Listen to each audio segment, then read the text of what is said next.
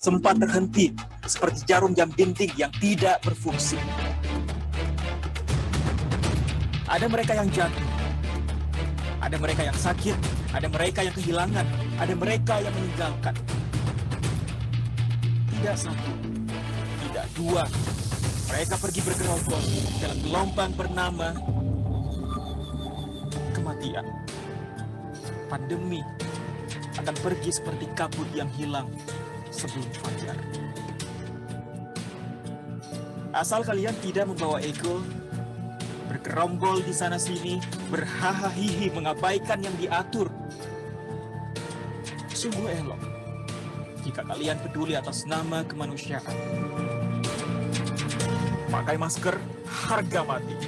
Gak pakai masker, bisa mati. Saudara-saudara sekalian, kita ketahui bersama bahwa angka kasus positif masih tinggi. Untuk itu diperlukan kerja keras kita semua, seluruh elemen, seluruh komponen bersama-sama untuk menurunkan kasus positif COVID-19 tersebut. Salah satu upaya yang saat ini kita sedang laksanakan antara TNI, Polri, Kementerian Kesehatan, dan BNPB adalah melaksanakan tracing kontak erat. Oleh sebab itu, tracing kontak erat yang saat ini dilaksanakan di lapangan, khususnya yang dilaksanakan oleh Babinsa, Babinkaptipmas, dan dari Dinkes, dalam hal ini adalah Puskesmas, Bidan Desa, mereka melakukan secara manual dengan cara mendatangi masyarakat yang disinyalir melakukan kontak erat terhadap kasus konfirmatif tersebut dengan cara mewawancarai, kemudian memberikan penyuluhan kapan dilaksanakan tes dengan menggunakan alat tes dan kapan melaksanakan karantina dan kapan juga melaksanakan exit test dengan menggunakan PCR. Kalau kita ketahui bersama bahwa sesuai dengan standar WHO bahwa dalam pelaksanaan tracing kontak erat itu adalah rasionya 1:30.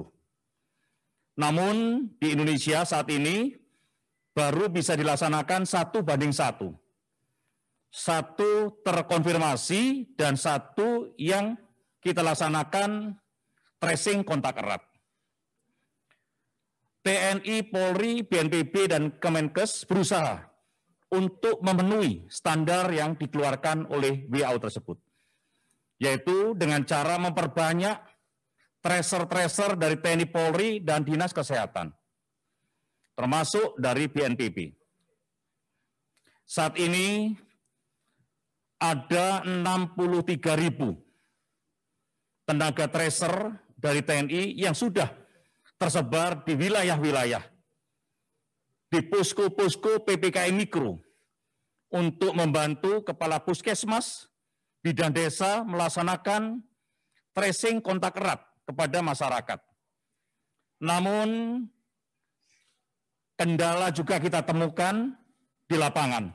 Oleh sebab itu, dari Kementerian Kesehatan memberikan pelatihan bagi tracer digital, tujuannya adalah untuk mempermudah pelaksanaan tracing kontak erat setelah mendapatkan notifikasi dari Kadinkes, kemudian tracer digital akan mewawancarai masyarakat yang harus kita tracing karena terjadi kontak erat dengan menggunakan alat komunikasi WA maupun handphone. Namun apabila menemui kendala, maka tracer lapangan, Babinsa dan Babin Kaptipmas, termasuk dari bidang desa, akan secara manual mendatangi masyarakat yang disinyalir terkena atau terpapar COVID-19. Oleh sebab itu, pada hari ini kita laksanakan pelatihan bagi anggota TNI, Polri, untuk bisa mengetahui cara kerja dari aplikasi Silacak yang terus diperdalam oleh Babinsa dan Babin Kaptipmas.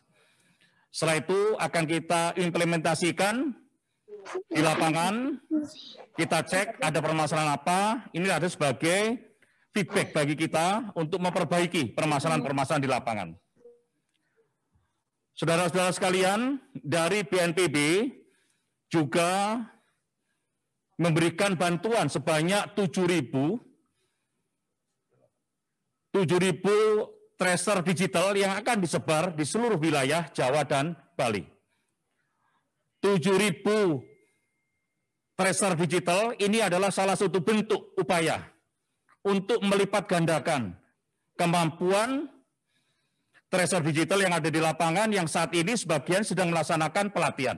Dan kalau kita samakan dengan konsep perang semesta, maka BNPB ini adalah dari elemen masyarakat yang terbantukan untuk melaksanakan secara total.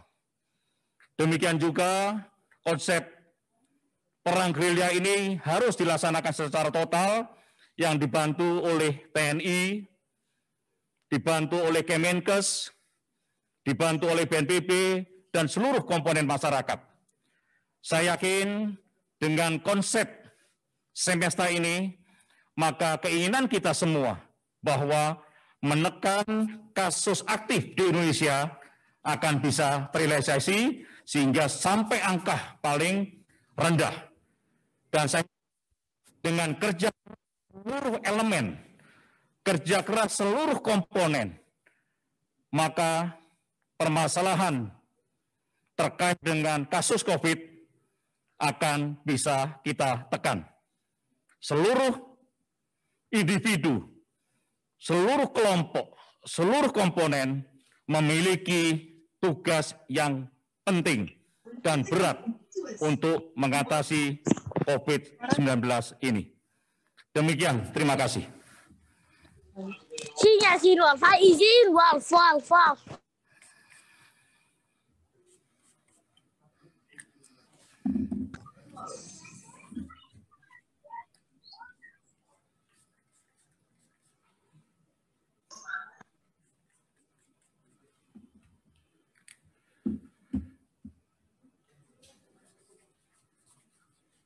Assalamualaikum warahmatullahi wabarakatuh. Selamat siang, salam sejahtera bagi kita semuanya. Shalom, Om Swastiastu, Namo Buddhaya, salam kebajikan.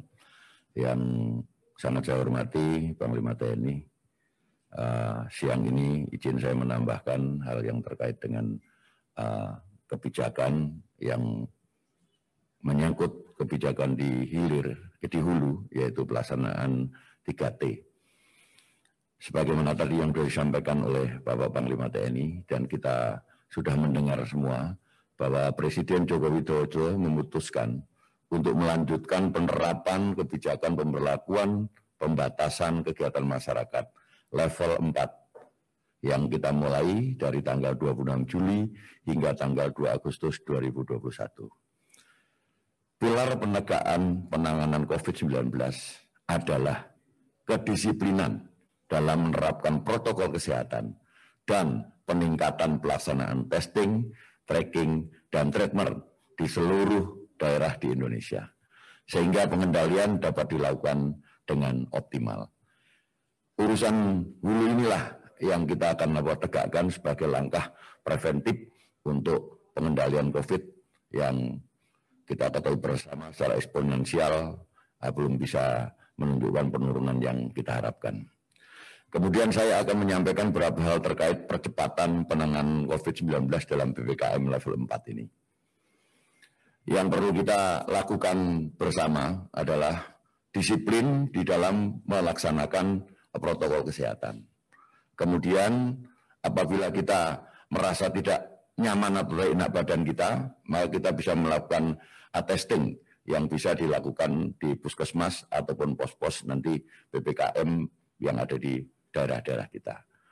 Nanti di sanalah fungsi tracking akan berjalan sebagaimana yang tadi disampaikan oleh Panglima. Lalu apabila terjadi indikasi memang terpapar, maka akan disediakan isolasi terpusat yang nanti akan dikelola oleh pemerintah daerah maupun secara nasional oleh Satgas COVID nasional. Dan selanjutnya sampai dengan penanganan selesai. Kemudian bagi yang tidak terpapar akan melaksanakan satu isolasi yang disebut dengan isolasi mandiri yang akan dipantau selama 5 hari setelah pemeriksaan yang pertama. Dan nanti di pemeriksaan yang kelima atau exit testnya baru dilaksanakan secara PCR. Dengan demikian, langkah inilah yang nanti akan bisa menjadikan kita semua mengendalikan COVID dengan baik. Dan masyarakat memahami akan pentingnya protokol kesehatan 3M dan juga testing, tracking, dan treatment. Kesempatan ini juga saya ingin menghimbau kepada masyarakat agar masyarakat tidak ragu-ragu untuk mau diajak isolasi di isolasi terpusat, baik itu di kabupaten maupun di tingkat provinsi. Karena tempat-tempat isolasi terpusat yang disiapkan oleh pemerintah daerah maupun pemerintah pusat itu sudah disiapkan tenaga medisnya, lalu disiapkan obat-obatannya, kemudian disiapkan kegiatan-kegiatan treatment yang bisa meningkatkan pemulihan kondisi kita dari terpapar menjadi negatif. Sekali lagi, jangan ragu-ragu untuk berangkat menuju ke tempat isolasi terpusat. Karena tempat itulah tempat yang baik untuk kita semua memulihkan kondisi dan menjaga diri kita juga orang lain di sekitar kita. Demikian yang saya sampaikan. Terima kasih atas perhatiannya. Saya akhiri wassalamualaikum warahmatullahi wabarakatuh. Selamat siang. Shalom. Om Santi, Santi, Santi Om. Selesai.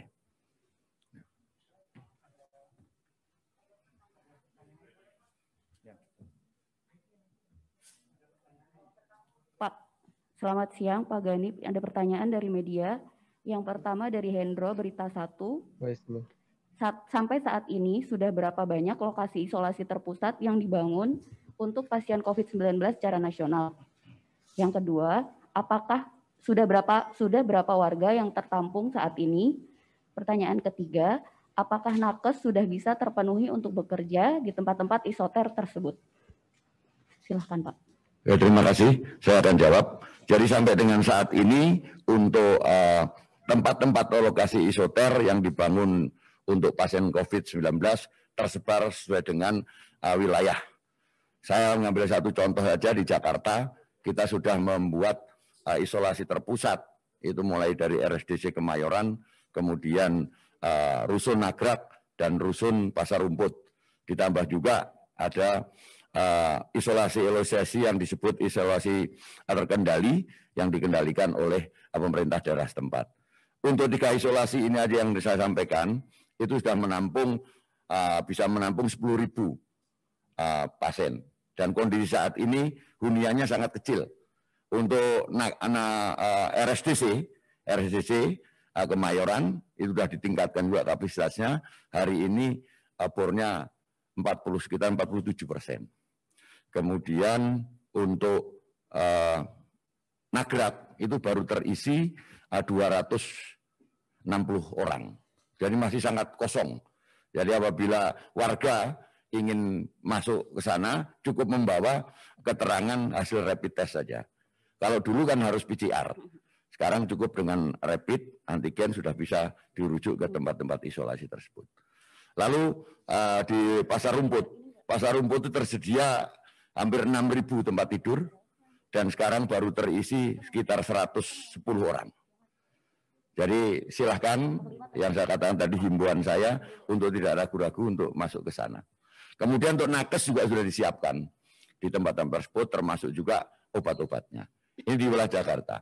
Wilayah Jabodetabek juga demikian.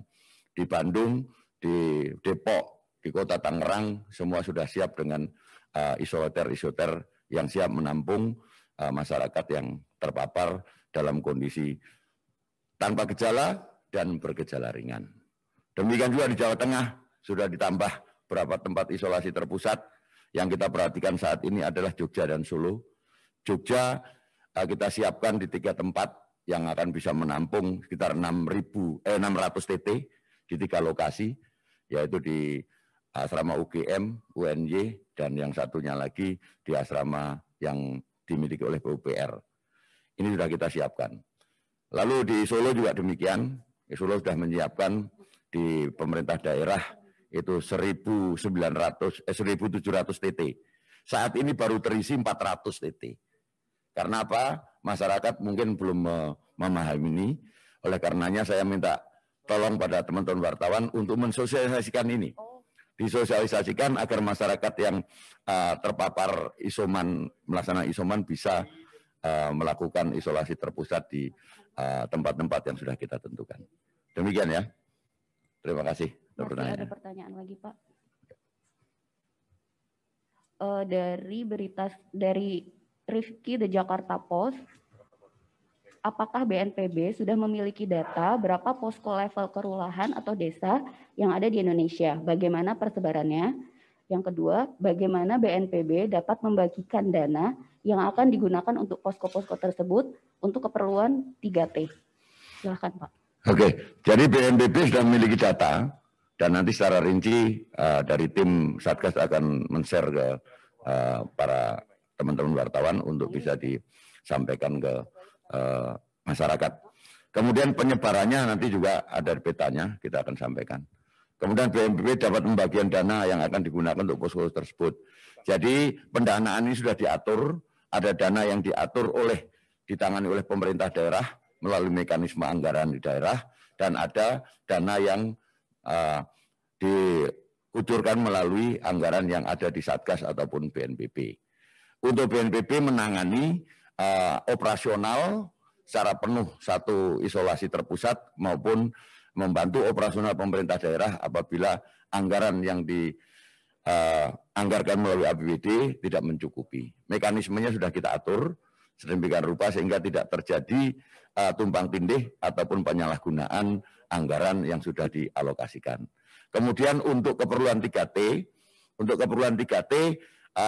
BNPB akan mendukung anggaran bagi relawan yang terlibat di dalam pelaksanaan atau menjadi tracker di seluruh wilayah Jawa dan Bali. Sejumlah 7.000 orang yang kita nanti perbantukan kepada Panglima TNI secara operasionalnya. Kemudian untuk tracer yang dari TNI, nanti Panglima TNI mungkin bisa menyampaikan, dan juga yang dari Kemkes, semua intinya sudah diatur kewenangannya dalam penganggaran. Terima kasih. Berikutnya pertanyaan untuk Panglima TNI dari Santi Dewi IDN Times. Pertanyaan pertama, bagaimana proses pelacakan kasus COVID-19 di timur Indonesia termasuk Papua? Ada kekhawatiran dari warga Papua bila tracer dan orang yang mensosialisasikan vaksin dari TNI menyebabkan trauma. Apakah tracer akan diganti dengan warga sipil? Silakan, Pak. Terima kasih banyak pertanyaannya, bahwa jauh sebelum adanya pandemi COVID-19, TNI sudah dekat dengan rakyat bahu-membahu dalam operasi teritorial, baik di perbatasan, pedalaman, bahkan kontak dengan masyarakat yang ada di perkotaan. Sehingga kedekatan TNI dengan rakyat tidak perlu dikhawatirkan. TNI dekat dengan masyarakat dari berbagai macam suku juga tidak perlu dikhawatirkan. Sehingga penyiapan tracer dari anggota TNI khususnya yang nantinya akan ditugaskan di wilayah mulai dari Sabang sampai Merauke, saya yakin masyarakat bisa menerima. Karena tugas TNI adalah membantu pemerintah. Dalam hal ini adalah mengatasi pandemi COVID-19 dengan menurunkan angka positif dengan cara kita melaksanakan tracing kontak erat kepada seluruh masyarakat yang masuk dalam proses pelacakan akibat kontak erat. Jadi saya tidak mengkhawatirkan anggota saya kerja di lapangan, mereka pasti akan bisa.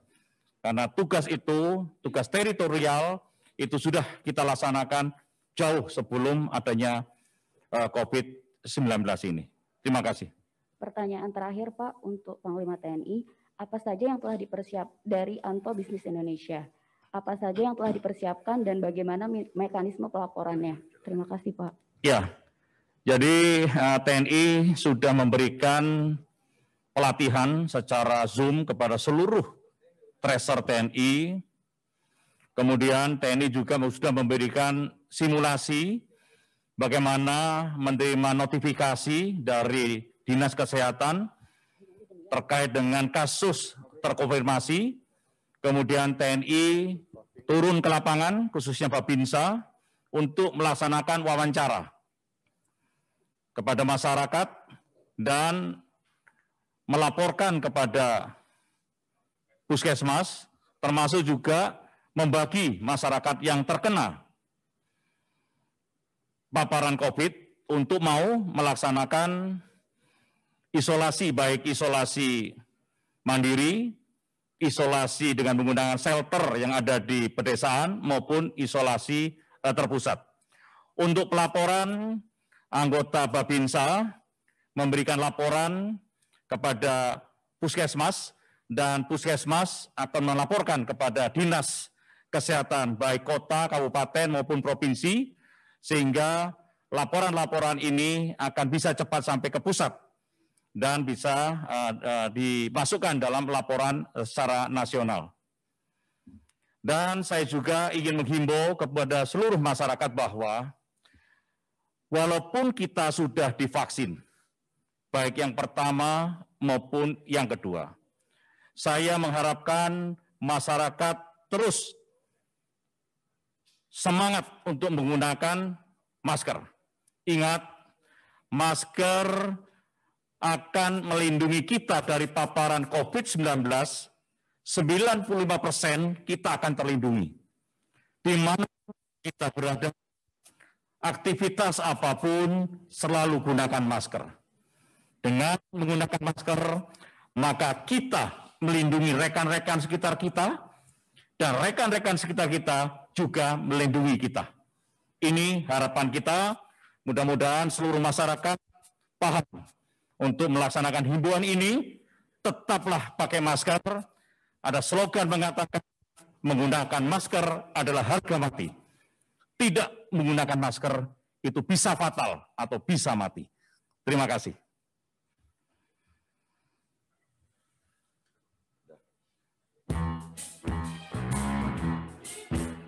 Hari-hari dengan 3 wajib iman, wajib